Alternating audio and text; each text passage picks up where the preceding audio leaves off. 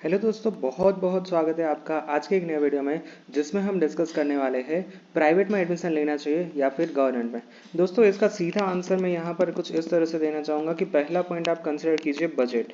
अब बजट यहाँ पर ऐसा है कि दोस्तों आजकल स्टडीज़ इतनी महंगी हो गई है, इतनी महंगी हो गई है कि अगर आप टॉप की इंस्टीट्यूट की बात करोगे तो यहाँ पर 4 साल की फ़ीस आराम से आपको 10 से लेकर 12 लाख तो सिर्फ फीस ही पे करनी होती है।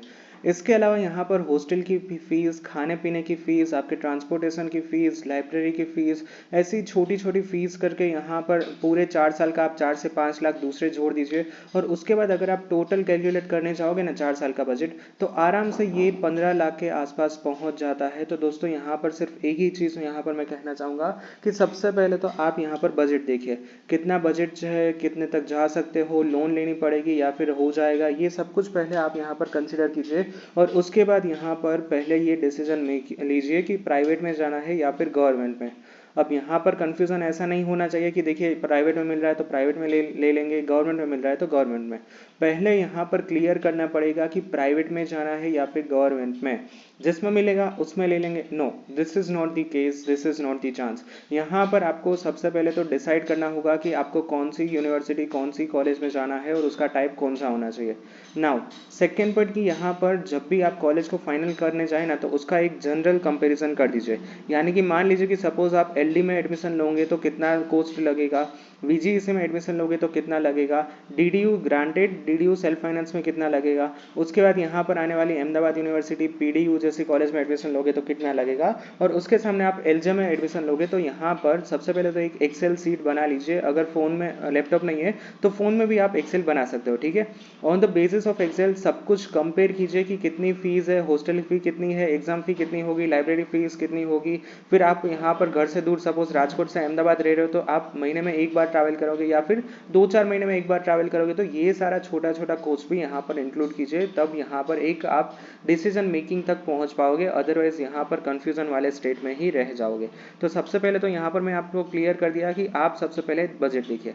नाउ सेकेंड पॉइंट कि यहाँ पर आप प्लेसमेंट को फोकस में रखिए। अगर आपका गोल 4 साल के बाद यहाँ पर प्लेसमेंट है तो आप यहाँ पर डेफिनेटली सेकेंड पॉइंट प्लेसमेंट को कंसिडर कीजिए। क्योंकि यहाँ पर होगा क्या कि देखिए दोस्तों, प्लेसमेंट इज सबसे इंपॉर्टेंट रहेगा आपका प्लेसमेंट। अगर आपके 4 साल खत्म हो गए और कॉलेज में प्लेसमेंट नहीं हुआ तो फिर आप लटक जाओगे, मतलब यहाँ पर कोई आपका हाथ पकड़ने वाला नहीं होगा। तो मेन पॉइंट कि यहाँ पर आप प्लेसमेंट को भी देखिए, किस तरह से प्लेसमेंट है, कितना है, ये सब कुछ भी यहाँ पर डेफिनेटली चेक कीजिए। अब यहाँ पर देखिए, आप प्राइवेट में ही जा रहे हो तो निरमा का प्लेसमेंट और उसके सामने एलजे भी प्राइवेट है, तो दोनों के प्लेसमेंट में काफ़ी ज़्यादा डिफरेंस देखने को मिल जाएगा। बट यहाँ पर फीस में भी काफ़ी ज़्यादा डिफरेंस देखने को मिल जाएगा। अब इसके सामने अगर आप वीजीईसी का कंपेयर करें ना, तो वीजीईसी का कुछ हद तक बेटर लगेगा। क्यों? क्योंकि यहाँ पर आप एलजे में महीने साल की 1-1 लाख फीस पे कर रहे हो, जबकि यहाँ पर वीजीईसी में सिर्फ 1500 है। तो ये भी एक अच्छी बात है कि यहाँ पर आप प्लेसमेंट को नज़र रखिए और उसके सामने यहाँ पर फीस को भी कंसिडर कीजिए। हाँ, अगर यहाँ पर कॉलेज का एवरेज पैकेज 12 से लेके 15 लाख है और उसके सामने आप 4 साल के 10-12 लाख खर्च करते हो, then that is not bad, okay. वो यहाँ पर अचीवेबल है, वो यहाँ पर पॉसिबल है, फिजिबल है, ठीक है। तो ये भी यहाँ पर आपको ध्यान में रखना है। नाउ थर्ड मोस्ट पॉइंट कि यहाँ पर आप कौन से लोकेशन पे जा रहे हो, मतलब आपकी जो लोकेशन है। मान लीजिए कि आप राजकोट में हो, राजकोट पे ही कोई कॉलेज में टीएफडब्ल्यूएस में एडमिशन मिल रहा है ना, देन आई वुड से कि यहाँ पर आप ये भी कंसिडर कर सकते हो।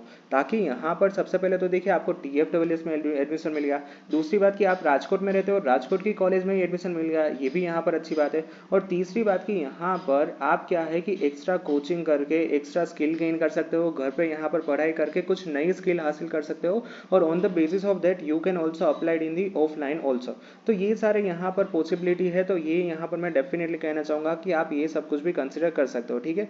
एट दी एंड यहाँ पर आई होप कि मैंने अब आपका कन्फ्यूजन क्लियर कर दिया होगा। अगर अभी भी आपको कुछ डाउट है then feel free to ask me in the comment section. Thank you, bye bye.